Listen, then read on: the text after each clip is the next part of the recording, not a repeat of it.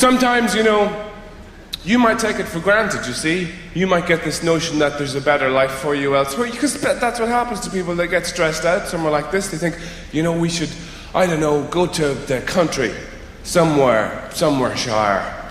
It's a very bad idea. I grew up in the country. You don't want to go there. You've got everything here. You're not going to realize your dreams somewhere else. You can do it all here. You can be trapped in traffic in Tufnell Park for 20 years and you'll never have that experience anywhere else.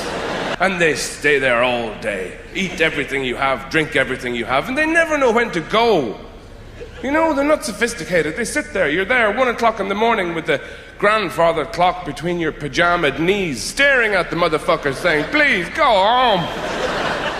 And you end up saying terrible things. Look, we drank everything in the house. I don't think that minicab is coming. I know we had 8 or 9 bottles of wine and half a bottle of whiskey, but I think you should drive. I do.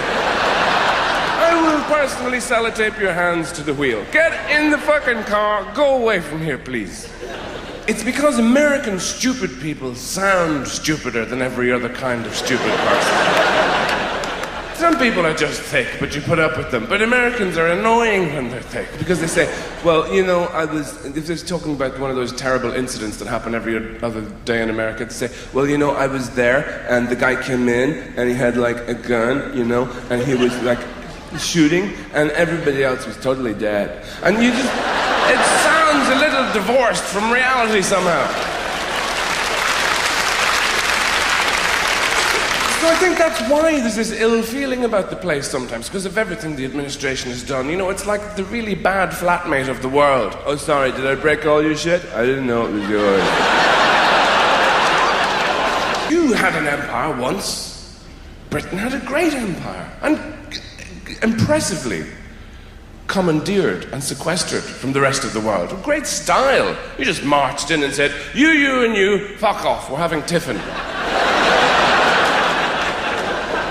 And everybody sort of went, oh, right, I'm going to be off now, that's fine. And it took centuries for people to go, hang on a minute.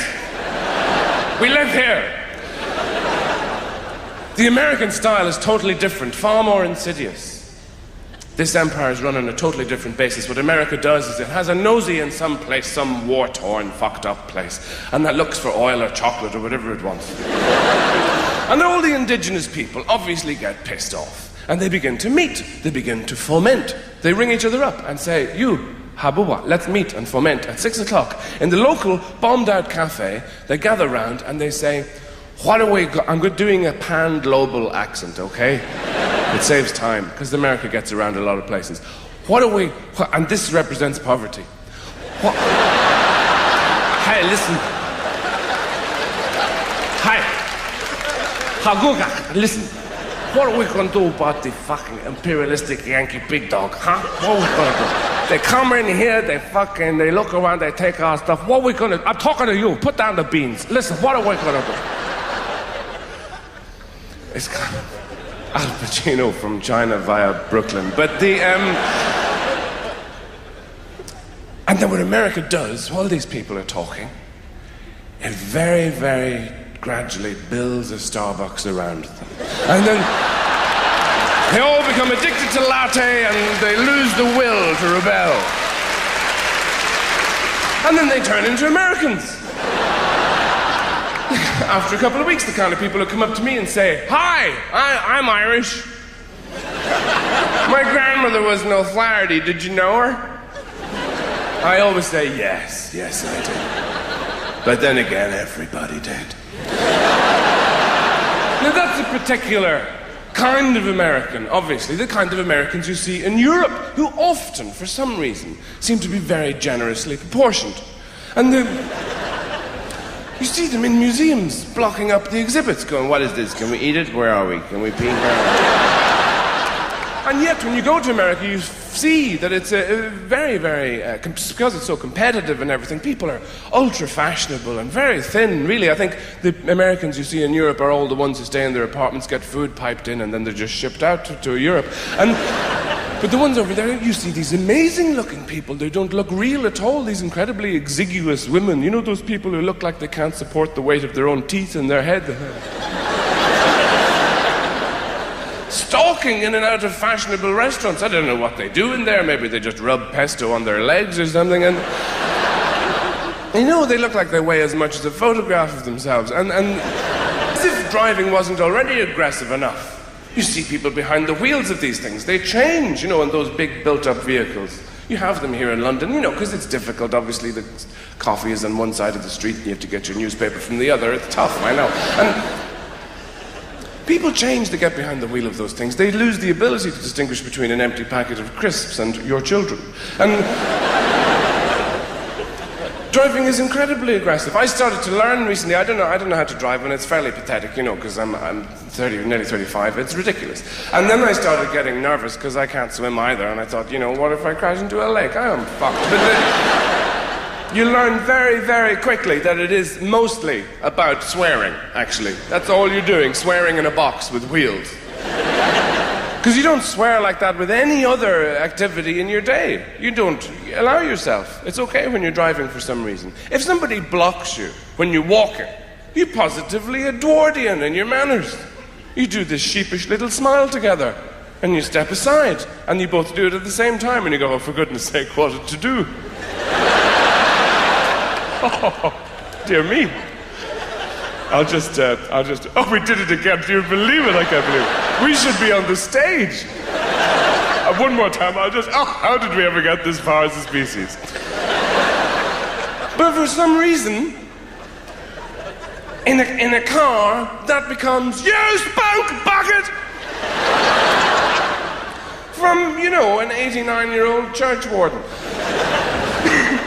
Excuse me, I have something that'll clear up. It might take me with it, but, you know, we'll see. All this aggression is terrible, actually. You see that everywhere. People have, you know, you think you're mad at the other motorist in that case. Probably something else. You know, it's probably something in your own past. Probably, I don't know, mad at your mother or something.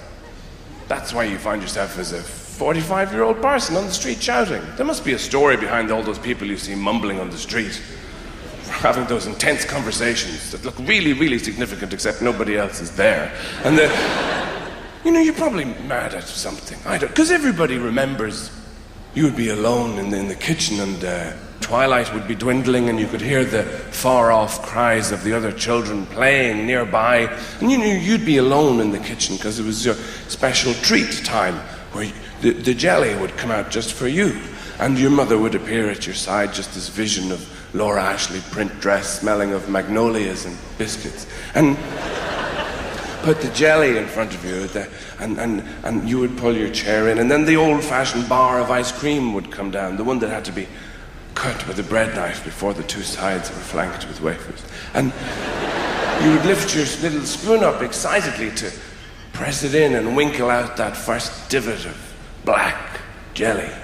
And then the cage would come down.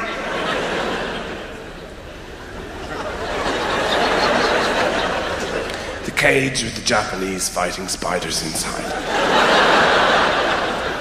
She would strike a match off her forearm and go and tell you to dance in the front room for money. Just funny because you're Irish and that, you know. Because that's still how Irish people are seen, as twinkly-eyed fuckers with a pig under their arm, high-stepping it around the world, going, I'll paint your house now, but watch out, I might steal the ladder. Ho, ho, ho, ho. You will notice, though, that the kind of people who turn to Jesus tend to be the sort of people who haven't done that well with everybody else. Batman is a far more useful role model for children. He was orphaned as well. He didn't moan about it.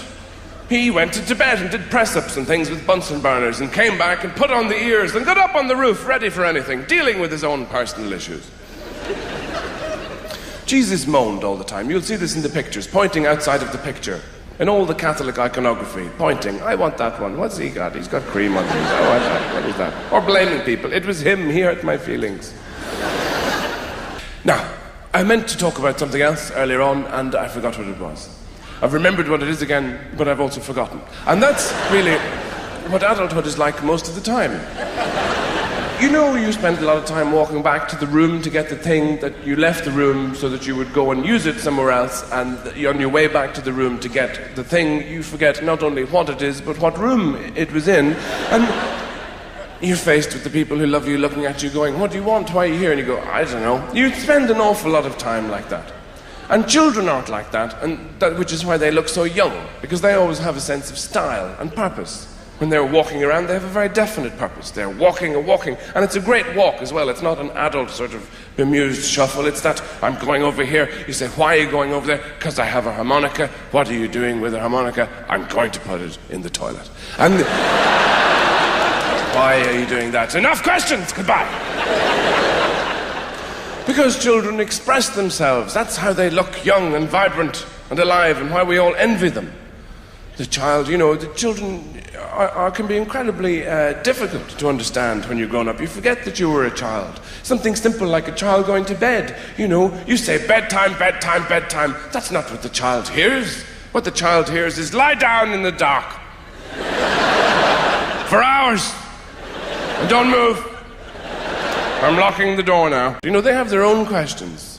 What is the name of the spaces in between the bits that stick out on a comb? I don't know. I'm not sure. Well, what do you call the place underneath the kettle? I don't know! Bedtime, bedtime. They're talking about the granumbulator on their whinny whacks of the car, and then they turn to me and go, what kind of car have you got? I go, I don't know, but when I get one, it's going to be a blue one.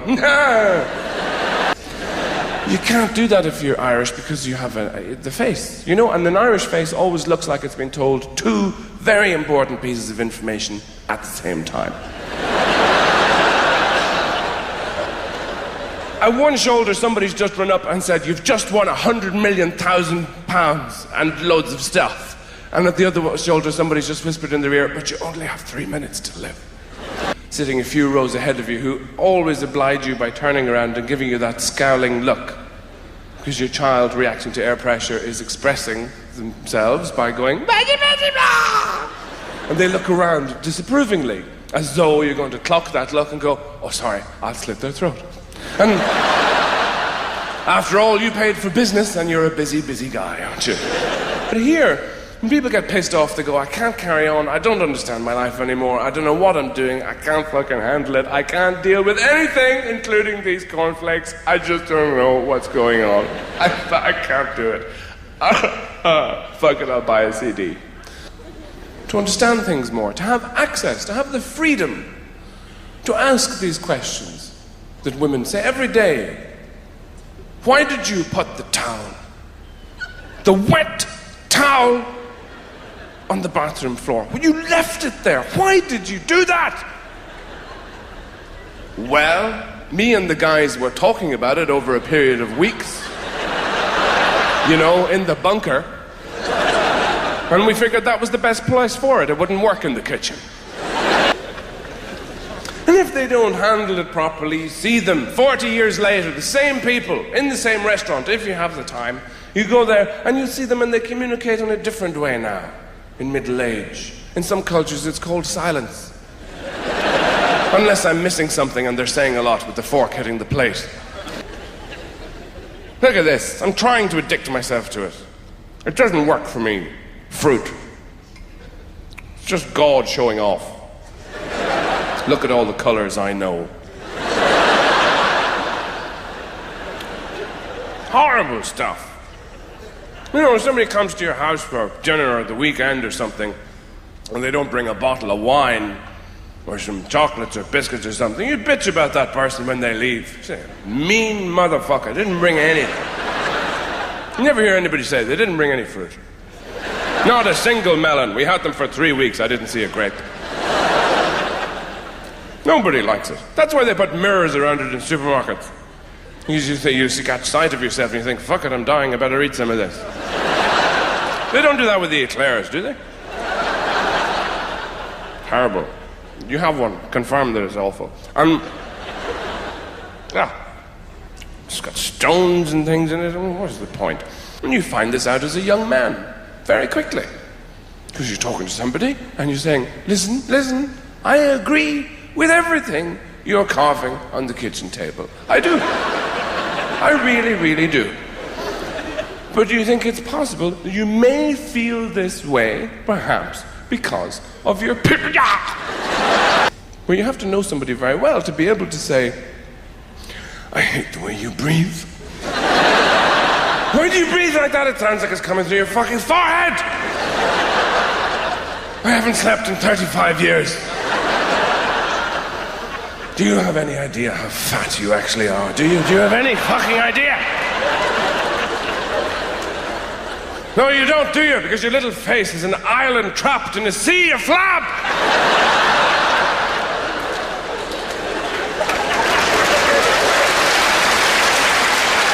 I would stab you to death, but I can't afford to take the 2 weeks off work.